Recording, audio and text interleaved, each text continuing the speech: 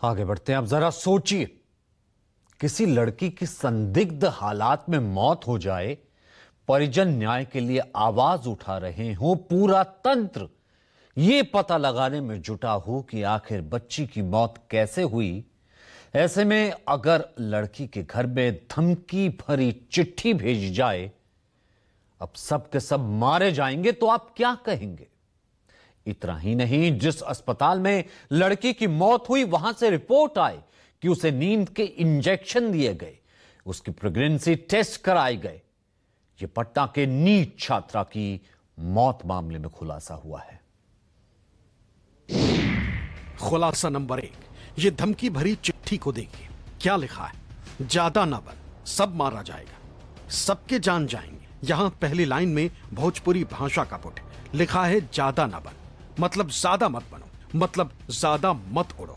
दूसरी लाइन है, सब मारा जाएगा मतलब सबके सब मारे जाएंगे। तीसरी लाइन है, सबके जान जाएंगे मतलब बिल्कुल साफ है, ज्यादा उड़ोगे तो सबके सब मारे जाएंगे, सबकी जान जाएगी।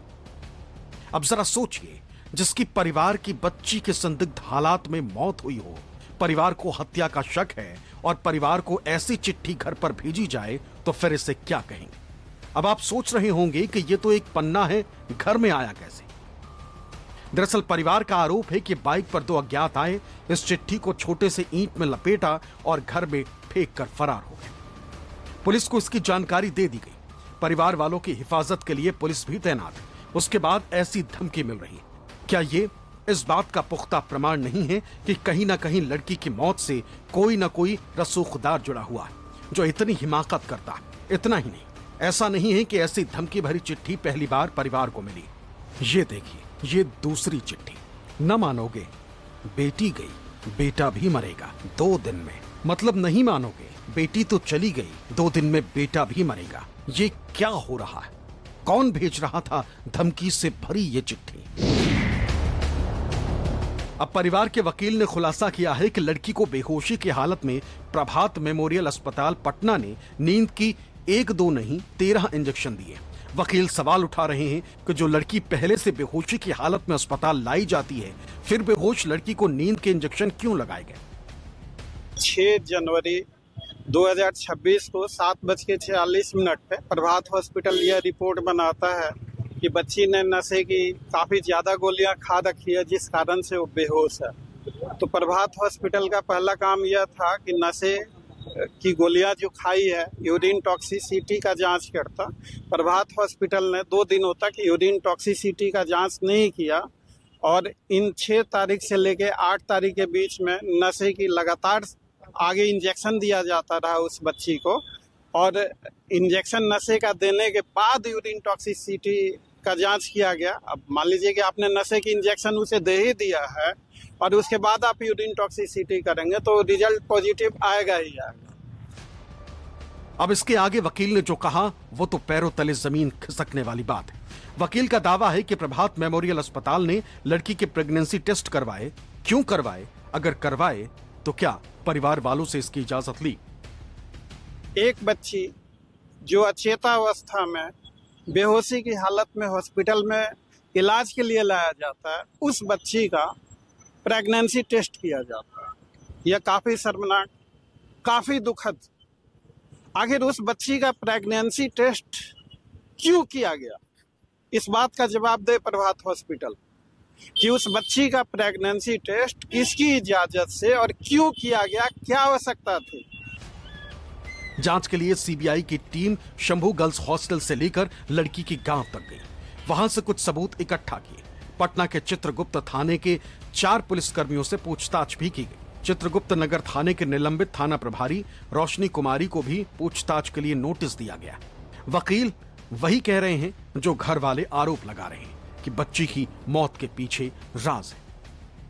पुलिस की पहले थ्योरी थी कि इस केस में कोई अपराध नहीं हुआ है, बच्ची ने नींद की गोलियां खा के आत्महत्या करी है। इस केस के तमाम फैक्ट की हम लोग बारीकी से जांच कर रहे हैं। हम लोगों को ऐसा लगता है कि इस केस में हॉस्टल में बच्ची के भोजन में नींद की दवाएं मिला दी गई और जब वो होश में नहीं थी तो उसके साथ दुष्कर्म करने का प्रयास किया गया, जिस कारण उसने विरोध किया। उसके बदन पे तमाम इंजुरीज आई, ये सारे पोस्टमार्टम रिपोर्ट में है। और बच्ची बच ना जाए बच्ची को बचाने का कोई कोशिश नहीं किया गया। बच्ची अगर बच जाती तो हर एक रात से पर्दा उठता। मोटा मोटी आप समझ गए होंगे कि पूरा मामला पटना के शंभू गर्ल्स हॉस्टल का है।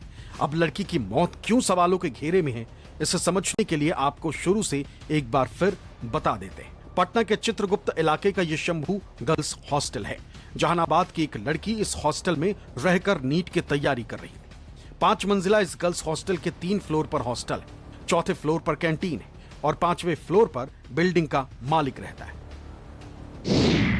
तारीख 5 जनवरी 2026।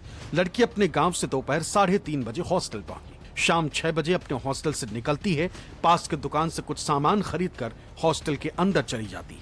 रात भर दरवाजा नहीं खुलता। इसकी रूममेट गांव गई थी। तारीख 6 जनवरी 2026। अगले दिन शाम 4 बजे तक गेट नहीं खुलता है तो लड़कियां शोर मचाती। इसके बाद सीसीटीवी में दिख रहा है कि गार्ड लड़की को गोद में उठाए भाग रहा है। आनन फानन में लड़की को बगल के सहजानंद क्लिनिक में लाया जाता है। लड़की जिंदा है। यहां से शाम 6 बजे लड़की को प्रभात मेमोरियल अस्पताल में भर्ती कराया जाता है। तारीख 7 जनवरी 2026। परिवार वाले हॉस्पिटल आते हैं। शाम 7 बजे लड़की को होश आता है। मां अपनी बेटी से मिलती है। मां का आरोप है कि जब बेटी से पूछा कि कुछ गलत हुआ है तो वो हाँ में सिर हिलाती, शरीर पर खरोंच के निशान देखती। तारीख 8 जनवरी 2026। लड़की के मामा कहते हैं कि पुलिस कंप्लेन करेंगे।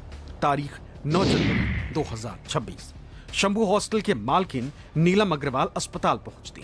घर वालों का आरोप है कि पहले धमकाती हैं, फिर एफआईआर नहीं करने के लिए परिवार को पैसे का लालच देती। 6 जनवरी को हादसा होता है और 9 जनवरी को पुलिस एफआईआर दर्ज करती है।